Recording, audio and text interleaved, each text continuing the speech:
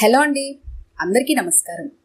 ఈరోజు మనం ఆదుర్తి బాలగారు రచించిన మార్పు అనే ఓ చక్కటి కథను విందాం. ఇక కథలోకి వెళ్దాం. పాపారావుకి ఈ మధ్యనే పెళ్ళయింది. గిట్టని వాళ్ళు అతన్ని పీపీ రావు అంటే పీనాసి పాపారావు అని ముద్దుగా పిలుచుకుంటారు. కాని పాపారావు అందుకు ఒప్పుకోడు. తనది పొదుపరితనమే కాని పీనాసితనం కాదని వాదిస్తాడు. అందుకే పీపీరావు అన్న పేరుని పొదుపు పాపారావుగా తనకి అన్వయించుకొని తృప్తి పడతాడు. అతని భార్య సుబ్బలక్ష్మికి సరదాలెక్కువ. పల్లెటూర్లో పుట్టి పెరగడం మూలాన ఎక్కువగా చదువుకోకపోయినా అద్దె షాపు నుండి బోలెడు నవలలు తెచ్చుకొని చదివి అందులో హీరో హీరోయిన్స్ లాగానే తను కూడా పెళ్ళయ్యాక భర్తతో కలిసి సినిమాలకి షికార్లకి తిరగాలని లెక్కలేనన్ని కలలు కంది. అలా కోటి ఆశలతో ఊహల పల్లెకులో ఊరేగుతూ కొత్తగా కాపురానికొచ్చింది. పొద్దుటే 9 తయారై ఆఫీస్కి వెళ్ళిపోవడం, సాయంత్రం 5 అవ్వగానే టంచనగా ఇంటికొచ్చేయడం పాపారావు అలవాటు. భార్యకి ఓ 3 మల్లెపూలు కూడా తెచ్చేవాడు కాదు అతడు. భర్త ఏనాడైనా నోరు తెరిచి సినిమాకి వెడదాం పదా అంటాడేమో అని ఎదురు చూసింది సుబ్బలక్ష్మి. నెల రోజులు గడిచాయి గాని పాపారావు నుండి అలాంటి ప్రపోజల్స్ ఏమీ రాకపోవడంతో విసుగెత్తి సినిమాకి తీసుకెళ్లమని తనే అడిగేసింది సుబ్బలక్ష్మి. ఓస్, అంతే కదా, సినిమా చూడ్డానికి హాల్కే వెళ్ళక్కర్లేదు. టీవీ పెట్టుకుంటే ఏదో ఒక ఛానల్లో ఏదో ఒక సినిమా వస్తూనే ఉంటుంది. శుభ్రంగా చూడు. ఈ సిటీలో సినిమా హాల్కెళ్ళి సినిమా చూడటం అంటే మాటలా? 2 మనుషులడితే సినిమా టికెట్లే 100 రూపాయలు అవుతాయి. వెధవ 3 గంటల భాగ్యానికి 100 రూపాయలు తగలబెట్టడం ఎందుకు? పైగా మీ ఆడవాళ్లు కాలు బయట పడితే చాలు ఆటో అంటారు, అదో 100 రూపాయలు. మొత్తం 200 ఎవరు తిన్నట్టు? ఆ 200కి నెలకి సరిపడా కూరలు వచ్చేస్తాయి అంటూ భార్యకి క్లాసు పీకాడు. భర్త నుంచి ఇలాంటి రెస్పాన్స్ వస్తుందని ఊహించలేదు సుబ్బలక్ష్మి. కొత్తగా పెళ్లైన వాళ్ళం. భార్యని సినిమాకి తీసుకెళ్లాలని, హోటల్కి తీసుకెళ్లాలని మీకేం అనిపించదన్నమాట. మన ఎదురింటి సుజాత వాళ్ళు చూడండి, సాయంత్రం అయ్యేసరికి చిలకా గోరింకల్లా తయారై స్కూటర్ ఎక్కి రోజు ఎక్కడ చోటుకు పోతూనే ఉంటారు అంది సుబ్బలక్ష్మి. ఆ కిషోర్ గాడు జల్సా రాయుడు. ఇలా వచ్చిన జీతమంతా జల్సాలకి తగలేస్తే అవసరమైనప్పుడు చేతిలో చిల్లి గవ్వలేక ఏడుస్తాడు అన్నాడు పాపారావు, ఎదురింటి కిషోర్ భవిష్యత్తును భయంకరంగా ఊహిస్తూ. ఇక ఎంత చెప్పినా భర్త వైఖరి మారదని అర్థమైంది సుబ్బలక్ష్మికి. చేసేదేం లేక అప్పటికి ఊరుకుంది. మరోసారి పని మనిషిని పెట్టుకుంటానని భర్తని అడిగింది సుబ్బలక్ష్మి. ఉండేది 2 మనుషులం. 4 గిన్నెలు తోముకోవడానికి, 2 జతల బట్టలు ఉతకడానికి మళ్లీ పని మనిషి కావాలా నీకు? నీవసలే పల్లెటూరు దానివి. ఈ పట్నం పని మనుషుల్లో దొంగలుంటారు. పని చేస్తూనే ఇంటి గుట్టు కనిపెట్టి నేను లేని టైంలో వచ్చి ఇల్లు దోచుకుపోతారు. ఇలాంటి సంఘటనలు పేపర్లో ఎన్ని చూడట్లేదు? ఆ సంఘటన ఉంచు. అసలు ఇంటి పని చేసుకోవడం ఇలాంటి గృహిణీలకు మంచి ఎక్సర్సైజ్. పైగా పని మనిషి జీతం ఆదా కూడా. ఇలా జాగ్రత్తగా దాచుకున్న డబ్బే చివరికి లక్షలవుతుంది. భర్త తత్వం అవగాహన అవుతున్న కొద్దీ సుబ్బలక్ష్మికి నీరసం వస్తుంది. కొత్తగా పెళ్ళైందన్న మాటే గాని ఓ సరదా లేదు, సరసం లేదు. టైం టేబుల్ వేసినట్టు గడిచిపోయే రొటీన్ జీవితం. డబ్బు లెక్కలు తప్పితే భర్త నోటి వెంట మరొకటి రావటం లేదు. తన ఫ్రెండ్స్ అందరూ పెళ్ళయ్యాక హనీమూన్ గురించి, వాళ్ళ ఆయన వాళ్ల కోసం కొన్న చీరల గురించి, బహుమతుల గురించి కథలుగా చెప్పేవాళ్ళు తనకి. తనకు ఆ అదృష్టం లేదు అని నిట్టూర్చేది సుబ్బలక్ష్మి. పొద్దున్నే లేచి భర్త ఆఫీస్ టైం అయ్యేలోపు భోజనం టిఫిన్ రెడీ చేయటం, అతడికి భోజనం పెట్టి క్యారియర్లు సర్దివ్వటం, అతడు ఆఫీస్కెళ్ళాక టిఫిన్ తిని బట్టలుతికి ఇంటిని శుభ్రం చేసుకోవడం, మధ్యాహ్నం భోంచేసి 1 గంట నిద్రపోవటం, లేచాక భర్త వచ్చేవేళకి టిఫిన్ టీ రెడీ చేయడం. ఇది సుబ్బలక్ష్మి దైనందిన దినచర్య. రోజులు గడిచిపోతున్నాయి గాని సుబ్బలక్ష్మికి లైఫ్ స్టైల్ అలాగే ఉంది. సుబ్బలక్ష్మికి పూలంటే చాలా ఇష్టం. పుట్టి పెరిగింది పల్లెటూరులో కాబట్టి పెరట్లో పూసిన సన్నజాజులు, మల్లెలు, కనకాంబరాలు కోసుకొచ్చి రోజూ దండలు కట్టి తల నిండా తురుముకునేది. సుబ్బలక్ష్మి సరదా చూసి, ఏమమ్మోయ్, రేపు నీ పెళ్ళై అత్తారింటికెడితే నీ మొగుడి సంపాదనంతా పూల ఖర్చుగా సరిపోయేటట్టుంది అని హాస్యమాడేది సుబ్బలక్ష్మి వదిన. గతం గుర్తొచ్చి భారంగా నిట్టూర్చింది సుబ్బలక్ష్మి. పాపం, వదినకేం తెలుసు తన భర్త సంగతి? బారెడు పూలదండ కాదు కదా, 3 పూలు కూడా కొనుక్కురాడు, పరమ పీనాసి. ఉడుక్కుంది సుబ్బలక్ష్మి. ఆ రోజు పక్కింటావిడ గుమ్మంలోకి వచ్చిన పూలు కొనుక్కుంటుంటే సుబ్బలక్ష్మికి కొనుక్కోవాలి అనిపించింది.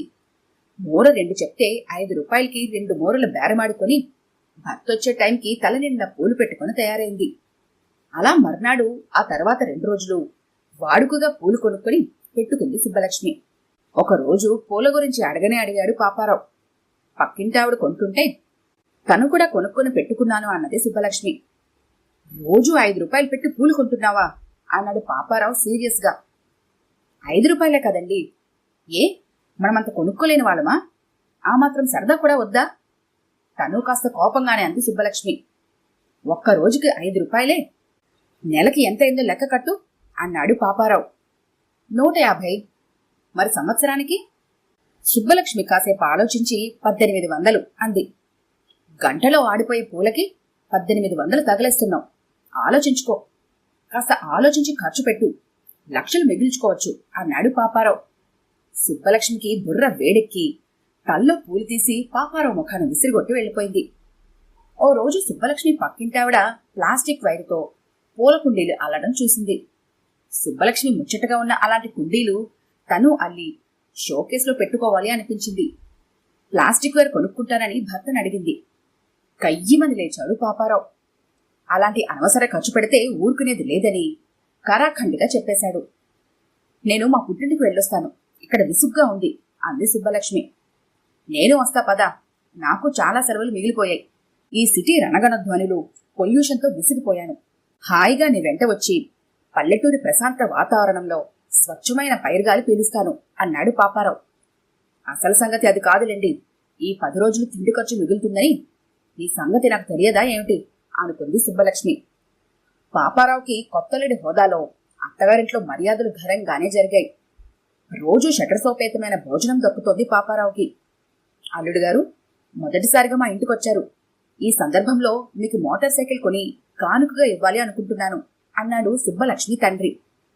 ఆనందంతో ఉబ్బి తబ్బిబ్బైపోయాడు పాపారావు.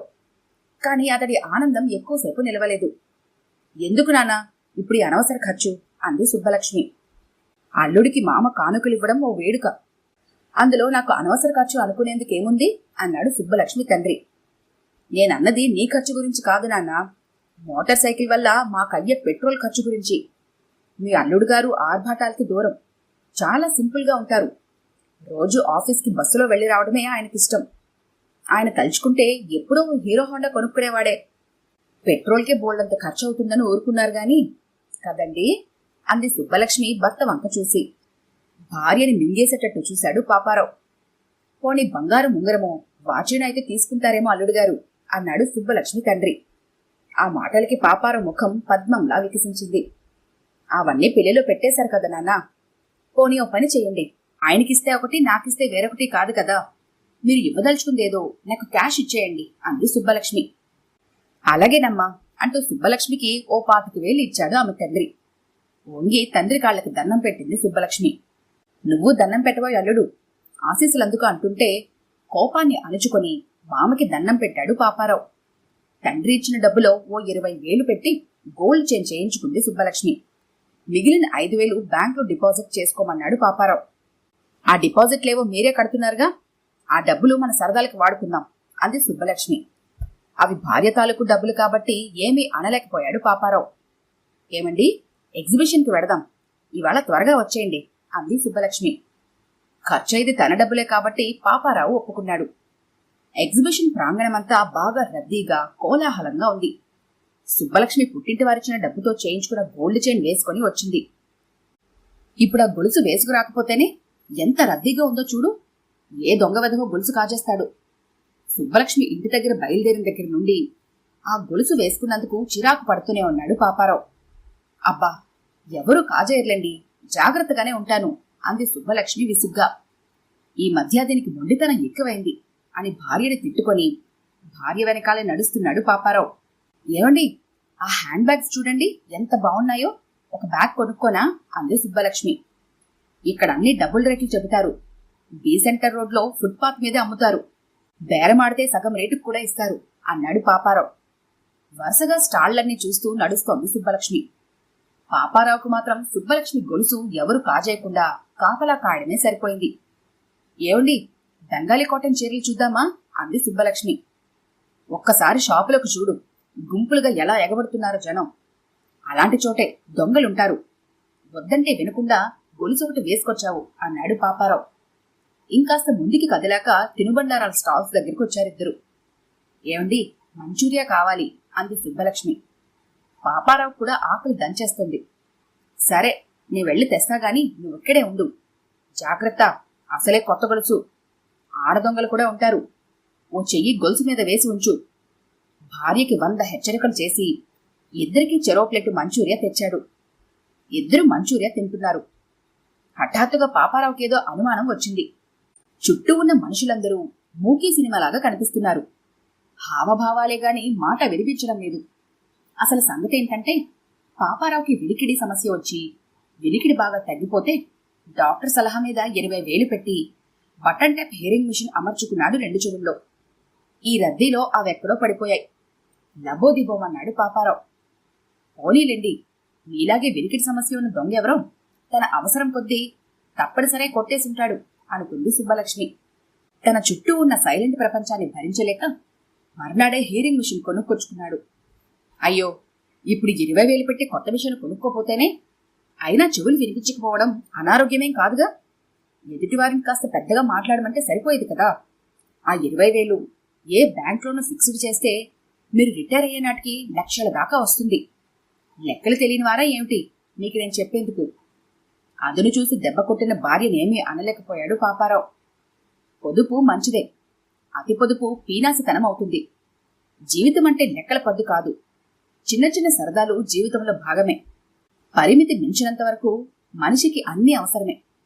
ఒక రోజులోనే వాడిపోతాయి కదాని పువ్వులు పూయడం మానేస్తున్నాయా?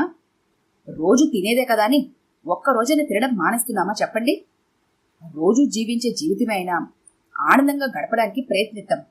ఆనందో బ్రహ్మ అన్నారు, అందుకే. అర్థమైందనుకుంటాను అని చిన్న సైజు లెక్చర్ ఇచ్చింది సుబ్బలక్ష్మి. సాలోచనగా భార్య వంక చూస్తూ తల పగ్గించాడు పాపారావు, తనలో వస్తున్న మార్పుకి గుర్తుగా. ఈ కథ కనుక మీకు నచ్చినట్లయితే లైక్ చేయండి, షేర్ చేయండి. మరిన్ని ఇంట్రెస్టింగ్ కథల కోసం మా ఛానల్ని తప్పకుండా సబ్స్క్రైబ్ చేసుకోండి.